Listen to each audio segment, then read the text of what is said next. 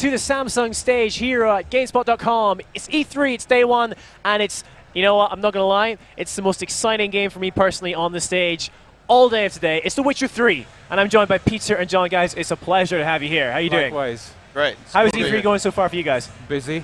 Yeah, I bet, right? Your demo. Exciting. We got one of these, dude. Oh yeah, you got one of those. Yeah. I don't have one of those. What? Whatever. I might take yours later. So, how did yesterday go then? It seemed like it was a great reception, but tell me how you thought it was. Yeah, it's going really great, man. People are coming out and they're really excited about it because we're showing the game behind, behind closed doors. The secret part of the game behind closed doors. So people coming out and they're really excited about it, and they're getting a lot of applause, man. They're really digging it. Excellent. Well, we've actually got another kind of bit of an exclusive right now, some brand new gameplay, a new gameplay demo. So we're going to go to that, and I think, Peter, you're going to talk us through it, right? Exactly. So here we go. Oh, menu screen. Ah, that's new. All right, we're already there. So it's going to be a small snippet of the demo we are presenting over at the business booth. We're in no man's land. It's a huge region of our game, and we're right in the middle of the adventure. We got some information from a guy called Dijkstra that Geralt is looking for a certain person, an ashen-haired girl. I think it's pretty safe to talk about her. There's Ciri. And we're looking for a small childlike creature in the swamps. So we are going to use our Witcher senses to look for traces, possible traces of this small creature. Since Geralt is a Witcher, he has these enhanced senses that enhance both audible and visible clues, so we can look for all sorts of things leading to any prey Geralt might have. And here we have stumbled upon some smallish footprints. So we're going to follow them. we're showing off our water physics a lot in our sort of water particle system. In a while, yes. And we're going to be showing off our combat a lot in this sequence.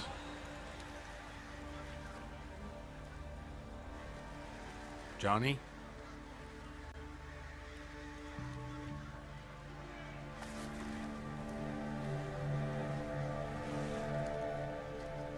Don't be afraid.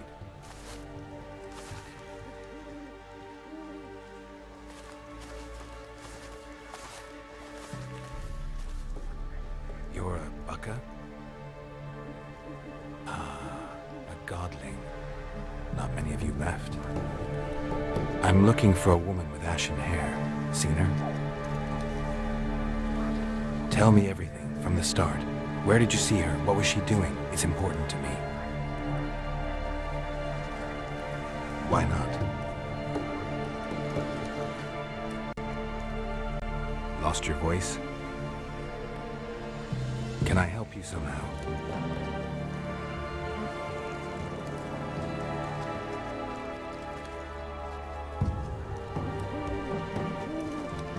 Can't understand you. Try to explain it somehow.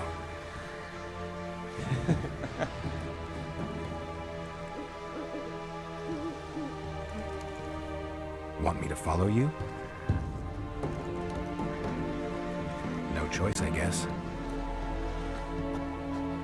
All right, so Johnny apparently wants us to help him regain his voice, and since it's information we're looking for, it makes a lot of sense to follow him. So let's follow wherever he's taking us through the swamps. It's a really nice place. All sorts of points of interest. You also mentioned we're on the main storyline here. Exactly, all right. We seem to stumbled upon some wildlife. Yep.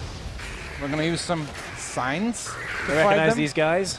These are drowners. Yeah. Whenever a nearby village or city guards want to get rid of bodies, they mostly dump them in the swamps. It's the easiest way to get rid of them. And some of these bodies come back as these vile creatures, again called drowners. They pester travelers and adventurers like us, but we came prepared, as you saw. All right, so let's follow Johnny a little bit further.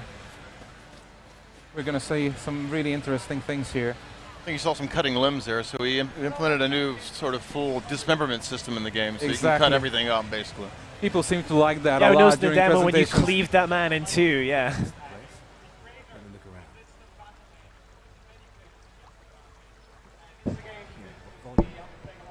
on the ledge. Something that'll get you your voice back.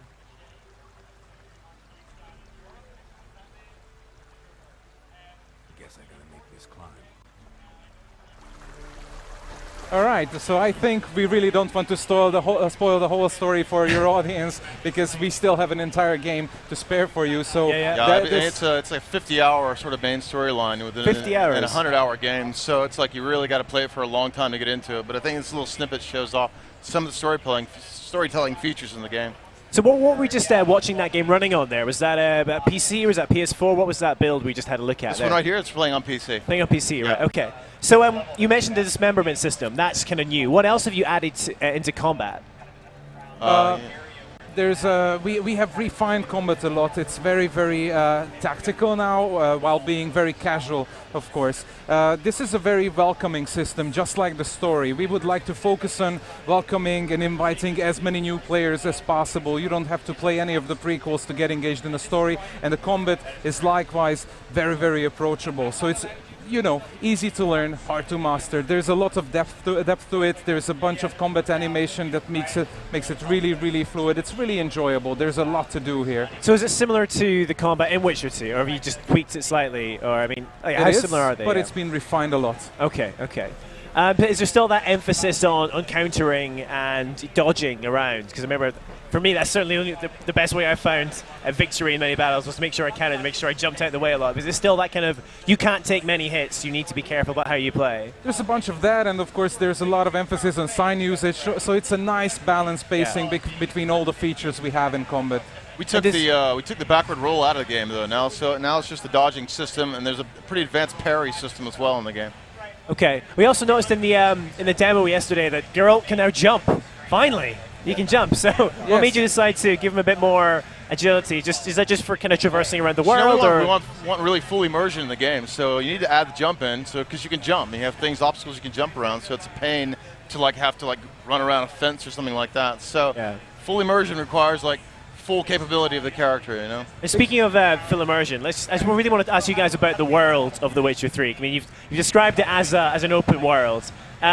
So how open is it? I mean, is it like Skyrim, for example, where you can kind of wander anywhere, or is it in sections that are all connected, and within those sections? Very open. Very open. What you see is explorable, really. If you see something you like, you can just go there and check it out. There's no digital limits. This is why we introduced jumping, of course. We really didn't want any digital, artificial barriers to Geralt's exploration, so you can go basically almost anywhere. It's like 35 times bigger than The Witcher 2, I think, in terms of size. There are 3 big regions in the game, and everything's contiguous. We just measured some sizes of the land recently, and to gallop on horseback, full gallop from the north to the south of No Man's Land and Novigrad, it takes about, I don't know, 20 minutes. Like full speed, fastest speed available. It's pretty huge. And does it take place across kind of quite different environments? Because obviously we saw the kind of lush, kind of wooded area there. Does it vary? Are there swampy areas? Are there snowy areas even? Yeah, there's 3 main regions of the game. We've got this area called Skellige, and it's kind of based on Scandinavian mythology and Nordic mythology. Okay. But it's fjords and islands and stuff. That's where you use the boat a lot. We've got No Man's Land, which is kind of a desolate space, more based on Slavic myth. Ravaged by war and famine, as we told. It's really downtrodden, yet interesting and mysterious and dark. And we have Novigrad, of course, the city that you might have seen. It's really huge, and it's inspired by medieval Amsterdam. Yeah. So it's a city, and all the surrounding areas of the city, but it's a massive, 8 by 8 kilometer area, basically. How about the story and the interplay of choosing your quests? Because that was one of in The Witcher 2, you were always on your single player narrative, but then along the way you could kind of pick and choose which additional things you did. Is it the same in The Witcher 3, or is it more open? Can you kind of just do anything at any time? How does that work?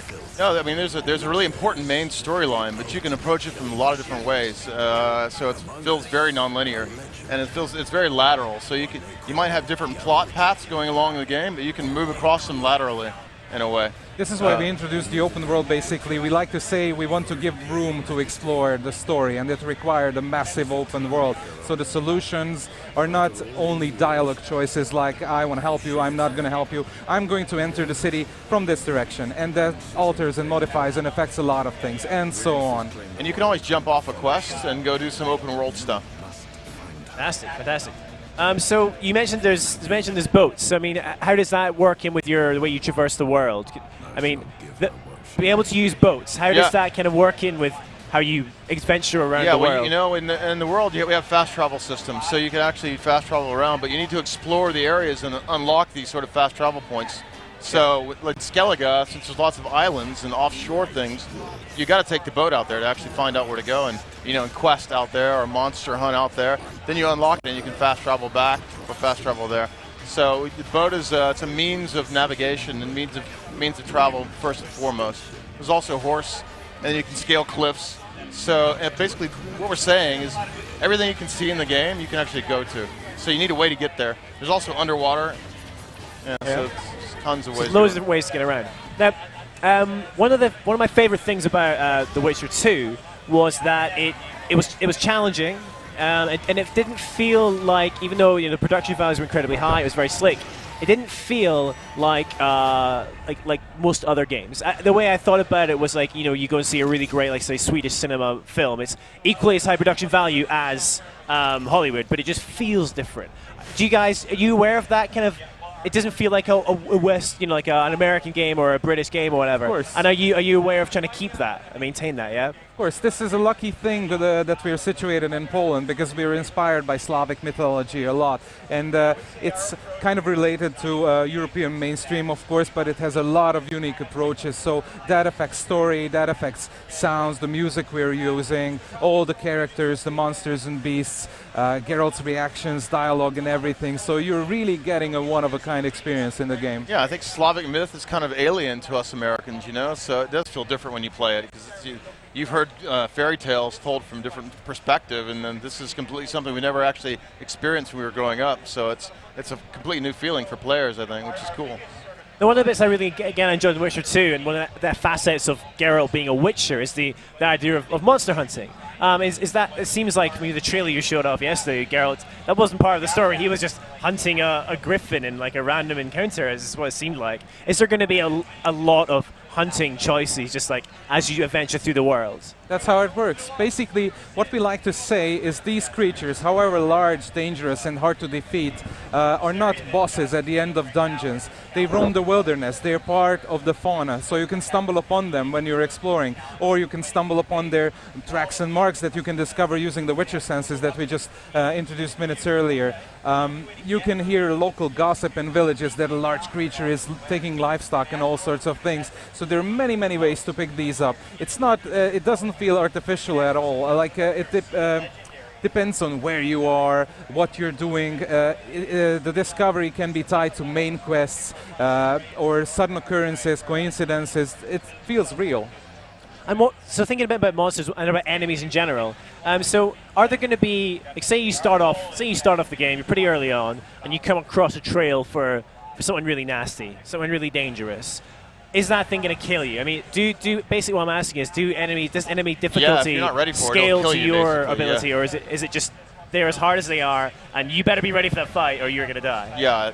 We don't temper the player. There are a lot of healthy challenges that you will need to prepare. Basically, it's part of being a Witcher, part of the previous games, and we like to maintain that heritage, that there's a lot of preparation and planning ahead. There are a lot of features supporting that kind of an approach to plan the things, to prepare with concoctions, all sorts of potions, scouting around, discovery, and so on. So we still have that.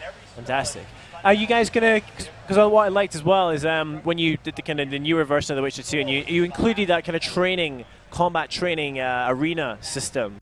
Is that going to be something you bring back, maybe, or is that going to be? No, we're not doing the arena in this one. Not doing the arena. That's all going to be incorporated into it already, perhaps. Yeah. Arena was cool, but we're just not planning to do it. And then for Witcher 2, it's something we added afterwards as well. So. Maybe we'll find reason to add an arena if people ask for it and love it. Maybe we'll do it. Yeah. Yeah. So when can we expect to get our hands on The Witcher 3? I mean, I think I've got it down as 24th of February, 2015. All right, yeah. So it is next year. It's not a 2015 game. It's just like all the ones I'm really excited about at E3 so far have been like 2015. It's going to be a good year. It's going to be a good year. And it's going to be on what platforms again are we going to be able to play The Witcher 3 on? Sorry. So what platforms are we going to be able to play Witcher 3 on? All major platforms: PC, PS4, Xbox One. Cool. Well, guys, thank you so much for coming on stage and for showing off some new gameplay and for talking about The Witcher 3. It's been a pleasure. Sorry it's been a bit loud over here. Our other stage is too noisy. Danny, shh. He'll be quiet. It'll be fine. He is very loud. Thanks very much, man. Thanks, We're man. going to throw over now to, I think, a show floor. So let's go and find out what's been going on right on the show floor at E3.